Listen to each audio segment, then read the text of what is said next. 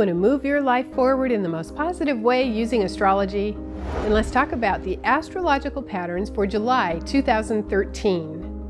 The month begins with Mercury Retrograde, and it's going to be retrograde in Cancer until the 20th. And what's powerful about this particular Mercury retrograde is that on the 20th, when it goes direct, it makes an exact square to the planet Uranus. Now this says that there may be a big emotional breakthrough or a new idea or some revelation that may come up on that day, so be ready for it.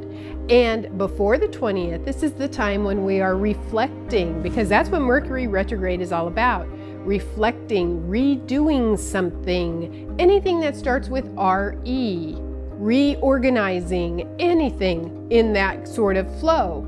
And what's also very important about the month of July is we have a water grand trine the entire month. This water grand trine is significant because it involves some happy planets in astrological terms. It is between the three planets Jupiter, Neptune, and Saturn. Jupiter will be in Cancer, and Jupiter is very happy in Cancer because it's exalted in that sign.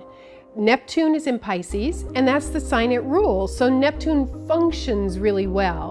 And then we have Saturn in Scorpio.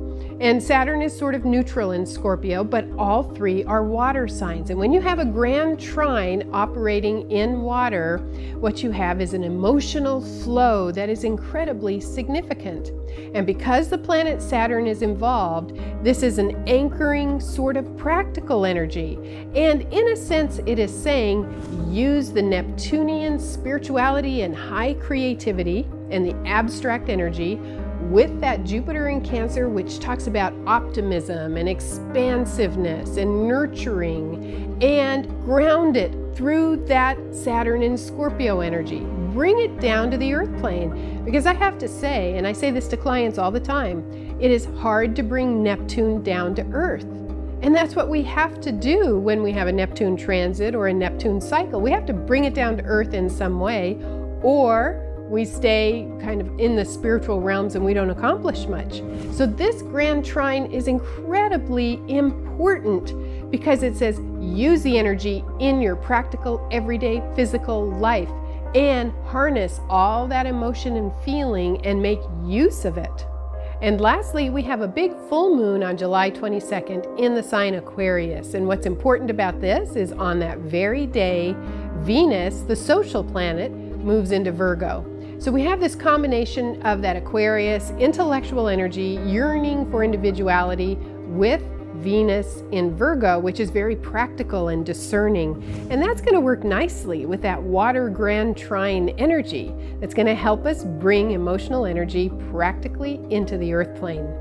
So to summarize the astrological patterns for July, you just need to remember Mercury starts off retrograde until the 20th, and when it turns direct on the 20th, it makes an exact square to Uranus, so that's a breakthrough intellectually and emotionally. And that grand trine in water is the entire month. Use the force, Luke, in a way. You know, it really has to do with that Star Wars energy of go with your instincts, go with the flow. And that full moon on the 22nd with Venus moving into Virgo helps us with that entire pattern. Enjoy July. The flow is strong. Move with it. Thank you. I'm Kathy Rose.